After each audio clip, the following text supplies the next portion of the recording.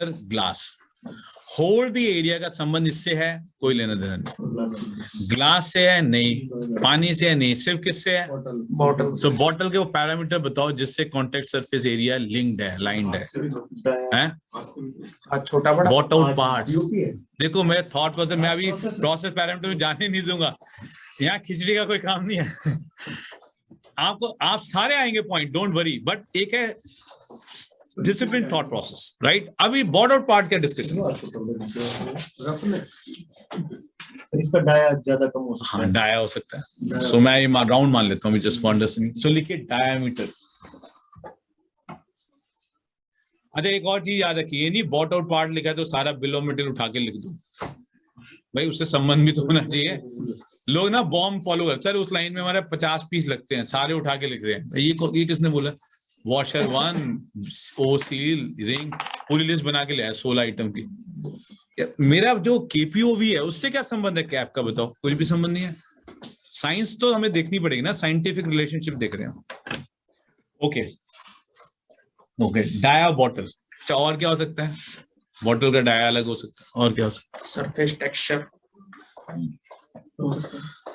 Roughness texture से area में क्या फर्क पड़ेगा? बोतल की जो प्रोफाइल बोल दो। हाँ चलो, टेक्सचर प्रोफाइल इज बेटर, क्योंकि एरिया प्रोफाइल पे डिपेंड कर सकता है। Correct, contact surface area very हो सकता है प्रोफाइल अगर तो डाया अलग बात है, बट अगर ओवल हो गया तो फिर एरिया कम हो जाएगा या ज्यादा। ठीक है, सर इसके बोतल के साइज में कुछ फर्क पड़ सकता है कि पूरा एरिया ना आए?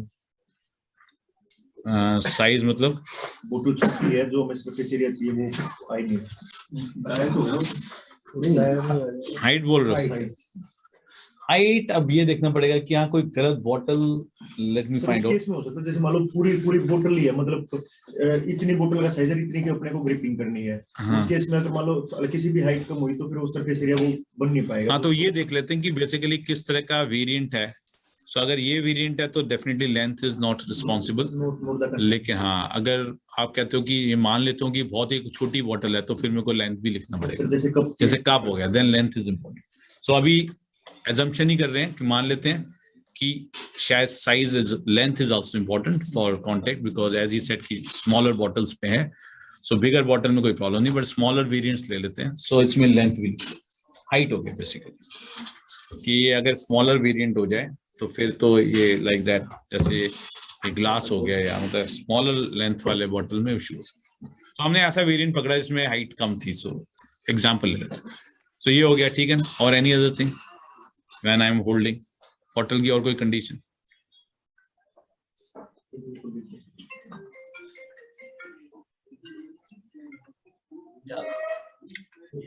या the mouth, the dia of the mouth, the bottle, the opening mouth. अभी बिकॉज यू आर राइट, क्योंकि अगर मैं जब पोरिंग पे जाऊंगा, स्टार्ट पोरिंग, तो वो पैरामीटर वहां लिखूंगा। अच्छा, ये भी एक important what is saying like Manoj की ये डाया, अभी मैंने माउथ डाया इसलिए नहीं लिखा क्योंकि मैं अभी एक स्टेप पे एक आउटपुट को केपीआईवी, सारे केपीआईवी लिखूंगा तो फिर तो बहुत बड़ी लिस्ट बन जाएगी। क्योंकि जब मैं पोरिंग करूंगा तो हर स्टेप के केपीआईवी के लिए अलग केपीआईवी आएंगे, सारे एक साथ ही लिख दूंगा, फिर वो रिलेशनशिप नहीं आएगा कि ये किससे लिंक्ड है। सो अभी मैं एक ही आउटपुट को एक होल्ड बॉटल पे ही हूं, तो इसलिए मैं उसको नहीं लिख रहा हूं, बट डेफिनेटली जब उस स्टेप पे जाओगे तो लिखना पड़ेगा, दैट इज फॉर श्योर। अच्छा, सरफेस कंडीशन कुछ slippery सर, अगर लीक हो रही, कोई बॉटल की सरफेस कंडीशन ही गलत आई है तो क्योंकि आप तो इन पीछे जा सकते हैं, इनपुट पार्ट है ये। देखिए, जब हम फेलियर लिख रहे थे तो पीछे नहीं जाते, सप्लायर का कोई डिस्कशन नहीं कर रहे थे। फेलियर अपने प्रोसेस के लिखना, सप्लायर का नहीं लिखना। कॉज पीछे लिख सकते हैं क्योंकि बॉट आउट पार्ट पीछे से आता, करेक्ट। सो यहाँ पे मैं क्वालिटी ऑफ प्लास्टिक लिखे जाएगा, नहीं पैरामीटर लिख, सरफेस कंडीशन लिख दो, सरफेस कंडीशन लिख दो। मतलब थिकनेस हो सकती है, या ये थोड़ी क्रैक हो सकता है, या सरफेस वार्पेज हो सकती है, कोई डैमेज हो सकता है, कुछ सरफेस की कंडीशन। अच्छा, क्या कंडीशन है वो भी हम डिफाइन कर देंगे कि यहाँ पे वार्पेज ही आता है बेसिकली, है ना? तो बोतल का बेस भी इम्पोर्टेंट है। Base is also important. I agree, 100% agree. Flatness of the base. भाई bottle ही नहीं खड़ी हो पा रही है base. Flatness of the base is also important for holding the bottle. वो भी तो हमने बोले ना खाली surface area उसका जब हमने नहीं, but I am saying I want to put it, but this it is not stable. Then I cannot have the right surface area in contact. कह रहे हैं कि ये जो रख रहे हैं, आपने देखा कई बॉटल रखी नहीं जा रही प्रॉपर, नीचे ओवल हो ऐसे हो जाती है, देखा है आपने कई बार. फ्लैट बेस, ये हार्डनेस अभी ऐसे प्लास्टिक की हार्डनेस से सरफेस एरिया का लिंक नहीं होगा, बट आगे का प्रोसेस का इम्पैक्ट होगा. तो अभी सरफेस एरिया का देखेंगे, कॉन्टेक्ट सरफेस एरिया, तो हार्डनेस इतना इम्पैक्ट. फ्लैट बेस, मेरा अलाइनमेंट गड़बड़ हो जाएगा. खासकर सर जैसे मान लो जो ऑटोमेशन में केस होंगे तो उनमें तो बहुत ज्यादा ही 100% इम्पैक्ट डालेगा. कि वो लोग so I think bot out part में ये पैरामीटर हो सकते हैं. ठीक है ना. अगला सोचें, प्रीवियस प्रोसेस आउटपुट, पीछे से क्या प्रोसेस हुआ है. नहीं पीछे कुछ तो पानी भर के आया है. पानी भर के आया, प्लेसमेंट हुआ है, लोडिंग अनलोडिंग यहाँ जाके किसी ने रखा है, प्रोसेस तो बहुत कुछ हुआ है. तो अब पीछे का प्रोसेस ऐसा गड़बड़ हो सकता है जिससे मेरा होल्डिंग खराब हो जाए. गलत पोजीशन से रख यार बोलो ना, wrong position, placement to wrong position. मैं यहाँ पे पकड़ने को, यहाँ बॉटल है ही नहीं, उसने यहाँ रख दी. अब ये गलती बॉट आउट पार्ट की नहीं है, ये पीछे वाला प्रोसेस ने आउटपुट जो दिया वो ठीक.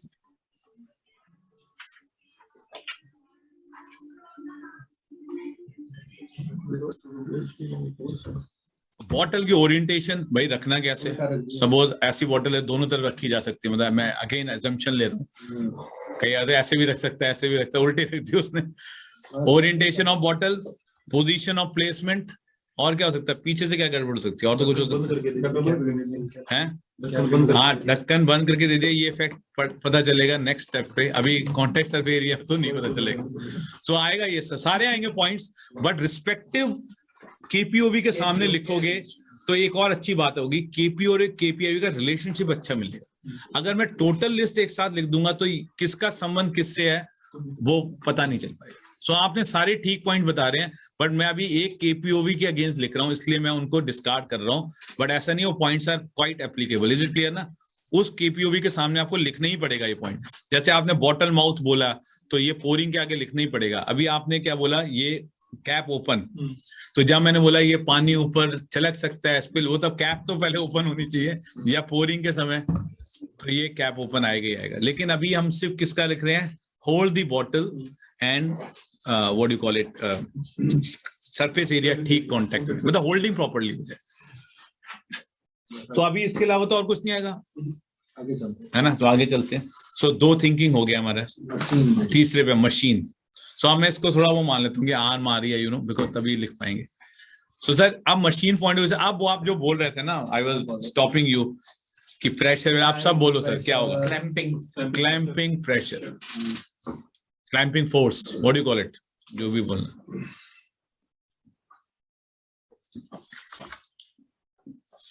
अच्छा हाँ, ये clamping, what you this distance, एक आर्म डिस्टेंस, हॉरिजॉन्टल डिस्प्लेसमेंट. हाँ, आप कह रहे थे ना वो हॉरिजॉन्टल कितना आर्म जाना चाहिए, वो आप बोल रहे थे ना उस वक्त, आपको रोका हुआ था. अब बोलो आप, हॉरिजॉन्टल आर्म जाएगा तभी तो पकड़ पाएगा. आप इनपुट बताओ ना. आप उस समय रोका था ना कि ये आउटपुट नहीं है, ये इनपुट है, आर्म डिस्प्लेसमेंट. ठीक है ना. अच्छा, क्लैंपिंग टाइमिंग भी होगा. सर आपने पहले क्लैंप प्रेस कर दिया तो बॉटल को डैमेज कर दिया. मतलब क्लैंपिंग प्रेशर और फोर्स अलग है, क्लैंपिंग टाइमिंग मतलब इसको हिट ही कर देगा, मैं पहले ही क्लैंप कर दिया. वो जो होता है ना कब क्लैंप, उसको पकड़ना है, sensing. Clamping timing, arm displacement, clamping force. अच्छा, ये डिस्टेंस कुछ वर्टिकल भी इंपॉर्टेंट, लोकेशन से है, बट अगर एरिया ऊपर का है तो एरिया में भी तो फर्क पड़ेगा. सो ये वाला भी ले लें sir. What do you call it? इसको क्या? Vertical position of arm. Yes, vertical position of arm की बात हो रही है यहाँ पे, है ना. मशीन पैरामीटर उसके आर्म ढंग से काम नहीं करे, Wear out हो गया। सेंस पे भी करते, बट कई बार क्या है कि इसने आगे पकड़ लिया, ग्रिपिंग नहीं आ दूसरे रही। वाले ने पकड़ा, दूसरे ने पकड़ लिया, इसने पकड़ा। हाँ, अब आ जाते हैं। सो इसका मतलब मैं मान लेता हूँ ये कॉमन मशीन है, बट मेरे को अलग अलग बॉटल पकड़ने के अलग अलग मेरे पास क्या है, क्लैंप्स हैं। Clamps. तो मैं अब JFT पे डाल देता हूँ, क्योंकि आपने JFT बात शुरू कर ही दी है। क्योंकि मशीन तो कॉमन होगी आम, बट कौन से फिक्चर से क्लैम्प कराना है। तो ये सपोज ये आगे एक फिक्चर है जो मैं चेंज कर सकता हूँ। तो मैं ऐसा एज्यूम कर लेता हूँ, बिकॉज ये डिस्कशन शुरू हो गया है। तो एक मान लेते हैं JFT पे आ जाते हैं। राइट आप बोलो सर, आप क्या बोल रहे थे? Right. ये मेरा क्लैंप है, ये मैं हटा के दूसरे लगा सकता हूँ। अब इसमें क्या हो सकता है, एक तो right selection of arm, wear out, हाँ, एक तो ये वेयर आउट ऑफ क्लैंप नहीं होना चाहिए, wear out clamp. Right selection of clamp, कौन सेलेक्ट कर रहा है? Different model Program. अच्छा अभी ह्यूमन पे आए नहीं, करेगा तो कोई बंदा। अभी सिलेक्शन की बात करो, क्लैंप की बात करते हैं। क्लैंप में क्या हो सकता है, वेयर आउट हो सकता है, profile problem, profile should match with this profile. जो उसको डैमेज ना करे। प्रोफाइल, हाँ, तभी डैमेज नहीं हो। Profile, right profile, overland match, profile, profile of clamp. अभी पैरामीटर लिख लें, फिर नेगेटिवली लिख लेंगे, इसको भी उल्टा लिखेंगे, कोई डोंट वरी। प्रोफाइल क्लैंप हो गया। और बताइए क्या है इसके अंदर, क्या हो? एक आर्म वर्क करी, एक आप कुछ कह रहे थे ना, वो भी क्या है? ऑल फिंगर्स, हाँ अब फिंगर्स वर्किंग, हाँ, simultaneous working of all fingers in the clamp. ठीक है ना, सारे काम करना चाहिए ना। पार्शियल वर्किंग, हाँ, पार्शियल वर्किंग और इनएडिक्वेट, इनकम्प्लीट वर्किंग।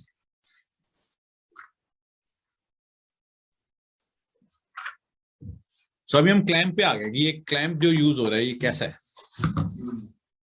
अरे आप बोल रहे थे क्लैंप का टेम्परेचर, वो क्योंकि अभी यहाँ पैरामीटर नहीं है, क्योंकि नो कंटामिनेशन टेम्परेचर वाला भी था ना, तो यहाँ क्लैंप टेम्परेचर वो सब आएगा जब उस दर जाएंगे, उस आउट KPO भी जाएंगे, तो फिर क्लैंप आएगा, GFT सारा थिंग।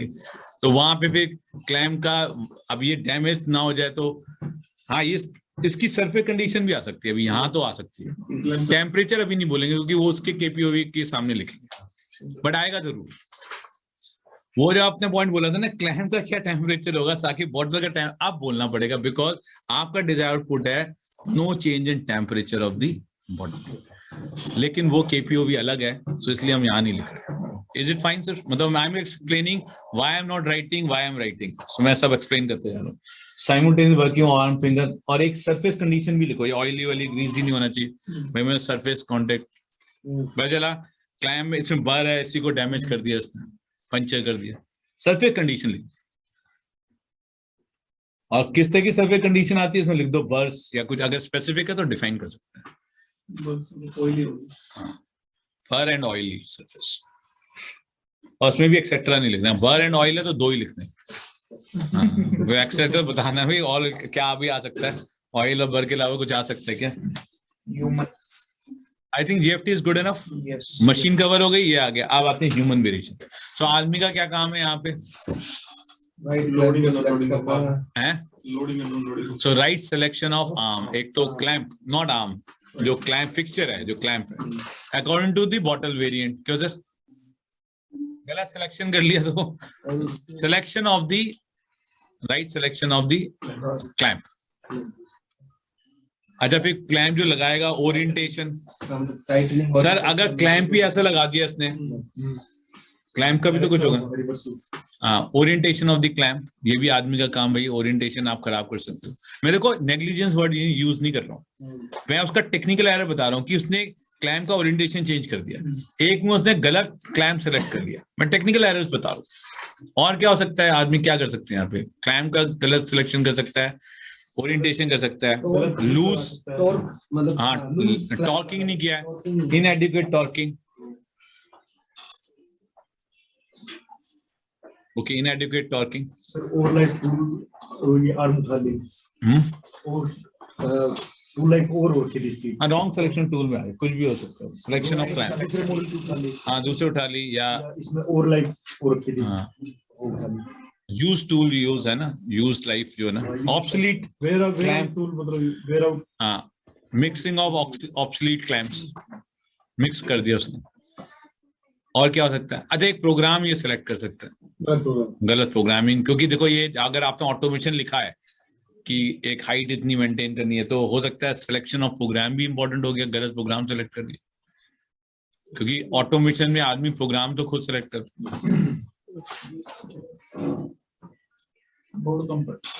सिलेक्शन ऑफ प्रोग्राम, तो आदमी ये गलती कर सकता इन ऑटोमेटिक प्रोसेस, ऑटोमेशन ही है इसमें, ठीक है ना। अब आए environmental factor list.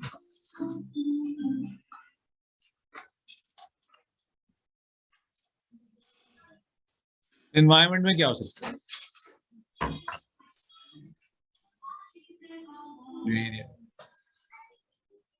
Work environment temperature कर लो, क्योंकि आप बोलते कि अगर इतना टेम्परेचर कि वो मतलब सस्टेन ही नहीं कर सकता, इतना गर्म है कोई ठंडा है, तो वर्क एनवायरमेंट टेम्परेचर मेरे को एक्स टेम्परेचर पे चाहिए, रूम टेम्परेचर है कुछ, वर्क एनवायरमेंट एम्बिएंट टेम्परेचर हो गया बेसिकली, एम्बिएंट टेम्परेचर मुझे एक्स चाहिए।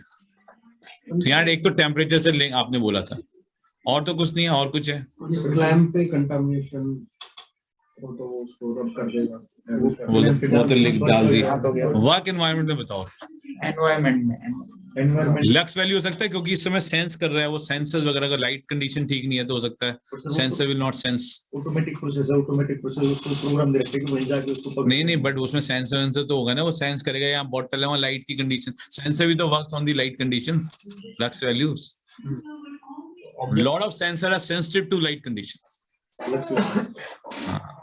क्योंकि यहाँ ऑटोमेशन बोला इसलिए बोल रहा हूँ, अदरवाइज लक्स वैल्यू का कोई मतलब नहीं। मैं देखा कुछ सेंस नहीं कर पाते बिकॉज वहां पे बिकॉज ऑफ लाइट कंडीशन ठीक नहीं है, बारकोड सेंस नहीं कर पाते, ये नहीं कर पाते। तो आई थिंक 2-3 चीजें हो सकती। सर टोटल लिस्ट बता दो। 22 there are 22 KPIVs against the KPO। अब मैं जब एफए में देखता हूँ 2-3 कॉज लिख के लोग चले जाते हैं,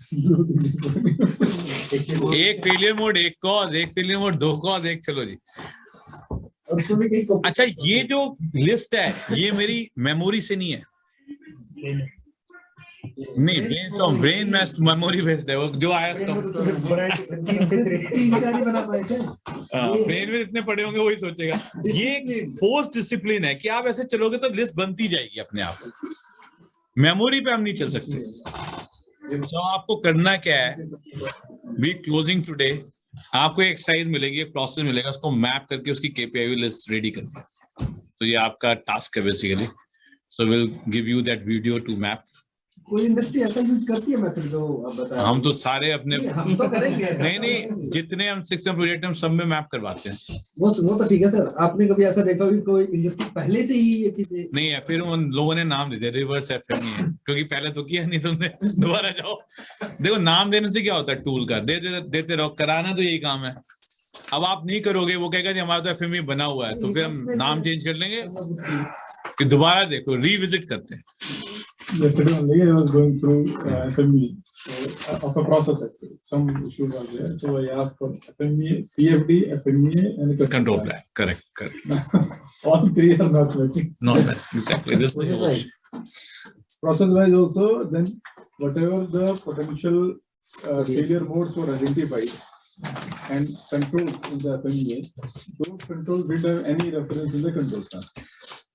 और जो थे वो भी वही थे जो आप कह रहे हैं कि 2 मुश्किल से 2 या 3 कर पाते। अब एक और है, ये से very good example what you are quoting here. Sir ये संबंध कैसे बना, पीएफडी और एफएमई संबंध कैसे बना? जो पीएफडी में डिजायर्ड आउटपुट है वही तो फेलियर मोड में कन्वर्ट होगा।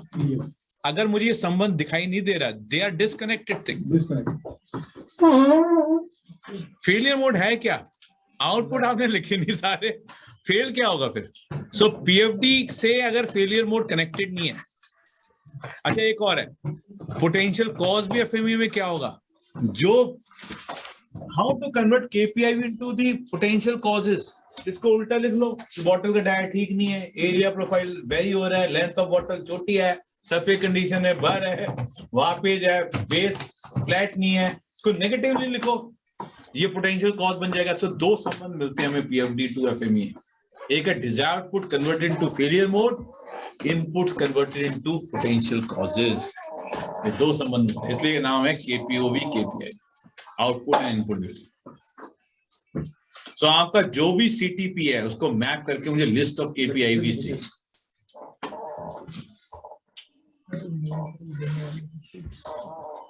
And I can guarantee you with this, आप कोई चीज छूट नहीं सकती, ये गारंटी मैं ले। अगर इस मेथड को आप यूज करोगे, आप ये नहीं कह सकते ये मैंने लिखा नहीं, मैं भूल गया, ये इट इज इम्पॉसिबल।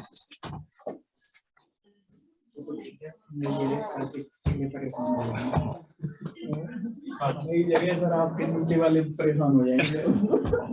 नहीं, हम ये नहीं कह रहे ना कि सारा FME उठाओ, एटलीस्ट जो प्रॉब्लम सॉल्विंग प्रोसेस पकड़ा है उसको प्रॉपर्ली मैप्ड कर लो।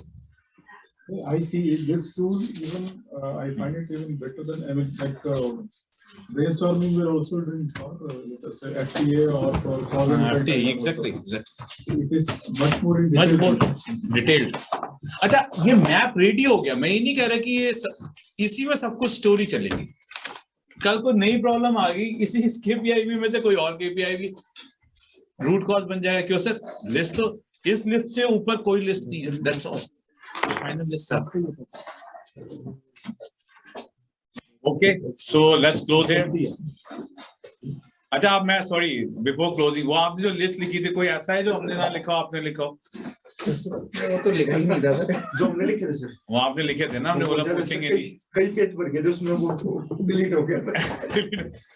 ओके, तो मैंने कुछ लोगों से पूछा कि कोई ऐसा तो नहीं जो आपने लिखा हमने ना लिखा हो, क्योंकि जो हमने लिखा है वो तो आदमी लिखा है, तो क्लियर है, बट ऐसा तो नहीं है कि साथ में ऐसा लिखा और हमारे 40 की लिस्ट में ना हो।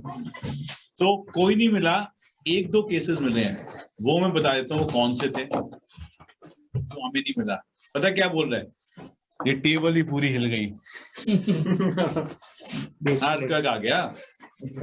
तो पहला मैं आपको बता देता हूँ, कंटिजेंसी प्लान्स जैसे अर्थक्वेक, फायर, ये सब हम प्रोसेस के अंदर नहीं लिखते हैं, ये हम सिस्टम के अंदर लिखते हैं। प्रोसेस डिजाइनर का कोई काम ही नहीं है इसमें। अब मैं बोलूँगा टेररिस्ट अटैक हो गया तो पानी क्या पड़े। सो एक तो जान पूछ के नहीं लिख रहे, तो नहीं लिखना कंटिजेंसी एक्शंस, नंबर 1। मैं पहले ही मना करूँ, हमें FME में लिखते ही नहीं, वो सिस्टम FME में लिखते हैं, मतलब सिस्टम कंटिजेंसी प्लान लिखते हैं। दूसरा उसने बोला कि सर आपने ये नहीं लिखा कि अगर यहाँ का टेम्परेचर माइनस चला जाएगा तो ये तो फ्रीज हो जाएगा, तो आपका तो पानी जाएगा। हाँ, सो मैंने उसको बोला कि अगर टेम्परेचर माइनस में जा रहा है, जाने दो, मेरा आउटपुट आ रहा है क्या, फ्लो रेट मिल रहा है, नहीं मिल रहा ना, तो इसका में कैप्चर हो गया। हाँ, तो फ्लो रेट में कैप्चर हो गया। सो ऐसा कोई चीज नहीं है जो कैप्चर नहीं हो। फिर किसी ने बोला जस्ट लास्ट कि सर बूढ़ा उठा रहा है, जवान उठा रहा है, ये भी नहीं बताया। तो हमें बूढ़े जवान से भाई स्पिलेज नहीं होना चाहिए, एंगल सही होना चाहिए, परपेंडिकुलर, भाई we need parameter to be right whatever the situation is. तो वो सब कवर्ड है। मैंने एक वही लिखा था इसमें, जो आइडेंटिफाई किया था उसमें कि too heavy to lift, but जब हमने अगर हाइट का हमने दे दिया है, एंगल पे दे दिया, तो उसको नहीं उठा। सो आपको छूटा नहीं है, सो इसलिए that's what we are saying. So let's close it.